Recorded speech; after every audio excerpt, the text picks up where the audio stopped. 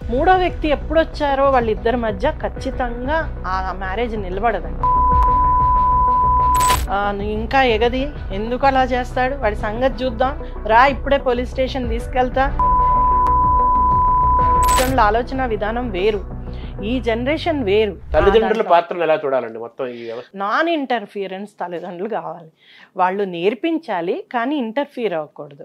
మూడో వ్యక్తి ఎప్పుడొచ్చారో వాళ్ళిద్దరి మధ్య ఖచ్చితంగా ఆ మ్యారేజ్ నిలబడదండి. ఆ మూడో వ్యక్తి ఎవరైనా కావచ్చు. సో ముఖ్యంగా తల్లిదండ్రులది ఎక్కువ ఇంపార్టెన్స్ ఉంటుంది. ఒకసారి మ్యారేజ్ అవ్వగానే కొంత టైం అవ్వగానే ఏదైనా ప్రాబ్లం రాగానే ఆ అమ్మాయికి అబ్బాయికి తల్లిదండ్రులే గుర్తొస్తారు. ఎందుకంటే మా అమ్మ ఎప్పుడు ఇలా చూడలేదే అని అబ్బాయికి అనిపిస్తుంది, ఆమెకు కూడా మా నాన్న ఇలా ఎప్పుడు చేయలేదే అని ఆమెకు అనిపిస్తుంది. సో వాళ్ళు ఎప్పుడు రోల్ మోడల్స్ ఎవరిని చూశారు, తల్లి తండ్రినే చూశారు కాబట్టి వాళ్ళే గుర్తొస్తారు, వాళ్ళకే చెప్తారు. వీళ్ళు ఆ చెప్పినప్పుడు వీళ్ళు వినాలి, విని సరేలేమ్మా ఇంకా ప్రేమతో జయించు, లేకపోతే ఇంకా ఇలాగ చెయ్యి, ఇలా ఏమైనా టెక్నిక్స్ నేర్పాలి.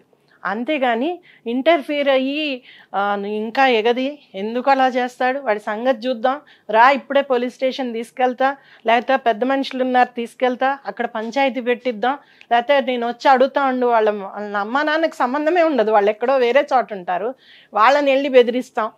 ఇలాంటివన్నీ ఖచ్చితంగా. నీకేం తక్కువ అమ్మా, నువ్వు ఇంకా ఒక 5 రూపాయలు ఎక్కువే సంపాదిస్తున్నావు, నీకేం బాధ, నువ్వు ఎందుకు ఇవన్నీ పడుతూ ఉండాలి, నువ్వు ఊరికే ఉంటున్నావా, ఆయన ఎంత చేస్తున్నాడో నువ్వు అంతే, కాబట్టి ఆయన కూడా చెయ్యాల్సిందే. ఇలాంటి ఎన్నో రకాలుగా ఏమి అంటే ఒక రకంగా అండి ఆ జనరేషన్ తల్లిదండ్రుల ఆలోచన విధానం వేరు, ఈ జనరేషన్ వేరు. కానీ వాళ్ళు ఆ విధంగా ఆలోచించట్లే. అమ్మో అమ్మాయి పెళ్ళి చెడిపోతుందో, అబ్బాయి పెళ్ళి చెడిపోతుందో అనే భయము లేదు. మ్యారేజ్ చేస్తే బ్యూరోస్ వచ్చేసాయి, థర్డ్ మ్యారేజ్ చేస్తే బ్యూరోస్ వచ్చేసాయి. ఏవైనా కానీ ఆ మ్యారేజ్ బ్యూరోలో అన్ని తప్పులే ఉంటాయి, అబద్ధాలే ఉంటాయి. అయినా కూడా అవే నమ్మేసి ఏదో ఒకటి చేసేసి చేతులు దులుపుకుంటారు, అది ఫెయిల్ అవుతుంది. ఎందుకు రూట్ కాజ్ ఏంటి అనేది చూడరు.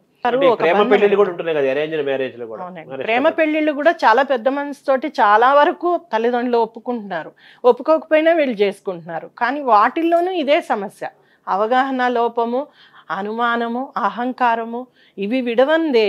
నువ్వు భార్యకో భర్తకో తన ఓన్ స్పేస్ ఇవ్వాలి, తనకి ఫ్రీడమ్ ఇవ్వాలి. ఎట్ ద సేమ్ టైం ఒకళ్ళంటే ఒకళ్ళు బాధ్యతగా ఉండాలి, ప్రేమగా ఉండాలి.